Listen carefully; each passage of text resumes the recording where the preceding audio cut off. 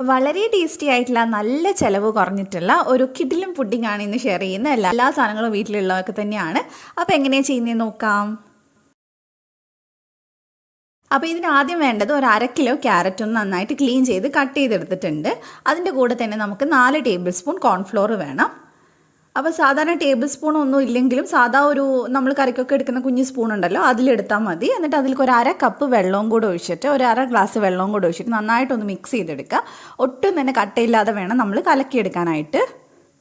നല്ല രുചിയുള്ള പുഡിങ്ങാണ് കേട്ടോ. എന്തായാലും ഉണ്ടാക്കി നോക്കുക, ഫീഡ്ബാക്ക് അറിയിക്കുക. അപ്പോൾ ഇത് പിന്നെ വേണ്ടത് 1/2 മുറി തേങ്ങയാണ്. തേങ്ങ കുറച്ച് കൂടുതൽ ഉണ്ടായാലും കുഴപ്പമൊന്നുമില്ല. പിന്നെ നമ്മളിത് ഇതിലേക്ക് 2 ഏലക്കായ എടുത്തിട്ടുണ്ട്. ഒരു മീഡിയം സൈസുള്ള തേങ്ങയുടെ 1/2 മുറിയാണ് കേട്ടോ ഞാൻ എടുത്തത്. ഇനി നമുക്ക് ക്യാരറ്റ് മിക്സിയുടെ ജാറിനകത്തോട്ട് ചേർത്ത് കൊടുക്കാം. നമുക്കിത് അരച്ചെടുക്കാനുള്ളതാണ്. അപ്പോൾ കട്ട് ചെയ്യുമ്പോൾ ചെറുതായിട്ടൊന്ന് കട്ട് ചെയ്താൽ കുറച്ച് ഈസി ആയിട്ട് അരച്ചെടുക്കാം. ഇനി ഇതിലേക്ക് നമുക്ക് തേങ്ങയും ഏലക്കയും കൂടെ ചേർത്ത് കൊടുക്കാം. ഇനി ഇതിനകത്തോട്ട് 1/2 ലിറ്റർ വെള്ളമാണ് നമ്മൾ ചേർത്ത് കൊടുക്കുന്നത്. കപ്പ് അളവ് പറയുകയാണെങ്കിൽ 2 കപ്പ് വെള്ളം. അപ്പോൾ അളവുകളെല്ലാം കൃത്യമായിട്ട് എടുക്കുക, എന്നാൽ മാത്രമേ നമുക്കിത് കറക്റ്റായിട്ട് ചെയ്തെടുക്കാൻ പറ്റുള്ളൂ. ഇനി നന്നായിട്ട് അരച്ചതിന് ശേഷം നമുക്കിതിൻ്റെ പാലെടുക്കണം. നമ്മൾ ഈ തേങ്ങയും കൂടെ അരച്ചതുകൊണ്ട് തന്നെ പാല് നന്നായിട്ട് പിഴിഞ്ഞെടുക്കാം കേട്ടോ, എന്നാലേ കറക്റ്റ് തേങ്ങാപ്പാൽ നമുക്ക് കിട്ടുള്ളൂ. അപ്പോൾ ആദ്യം സ്പൂൺ വെച്ചിട്ട് ചെയ്തതിന് ശേഷം കൈ വെച്ചിട്ട് നന്നായിട്ട് പിഴിഞ്ഞെടുക്കുക. അപ്പോൾ നമുക്കിതേ അതിൻ്റെ വെള്ളം മുഴുവൻ കിട്ടിയിട്ടുണ്ട്. ഇതിലേക്ക് നമ്മൾ 1/2 കപ്പ് പഞ്ചസാര ചേർത്ത് കൊടുക്കുന്നുണ്ട്. 1/2 കപ്പ് ചേർക്കാതിന് നിങ്ങൾക്ക് കുറച്ചുകൂടെ വേണം തോന്നുകയാണെങ്കിൽ ചേർത്ത് കൊടുത്തോളൂ. എനിക്ക് 1/2 കപ്പ് കറക്റ്റായിരുന്നു കേട്ടോ. അപ്പോൾ ഇനി നമുക്കിതൊന്ന് വേവിച്ചെടുക്കണം. അപ്പോൾ ഇതിൽ മെയിനായിട്ട് ശ്രദ്ധിക്കാനുള്ളത് ഇത് തിളച്ച് പോകരുത്. തുടങ്ങുന്ന സമയത്ത് നമ്മൾ ഫ്ലെയിം അങ്ങ് ഓഫ് ചെയ്തേക്കണം. അപ്പോൾ തിളച്ച് തുടങ്ങാനായിട്ടുണ്ട് കേട്ടോ. ഞാൻ ഫ്ലെയിം ഓഫ് ചെയ്തിട്ടുണ്ട്. അതിന് ശേഷമാണ് ഇതിനകത്തോട്ട് നമ്മൾ കോൺഫ്ലോർ കലക്കിയത് ഒഴിച്ചു കൊടുക്കുന്നത്.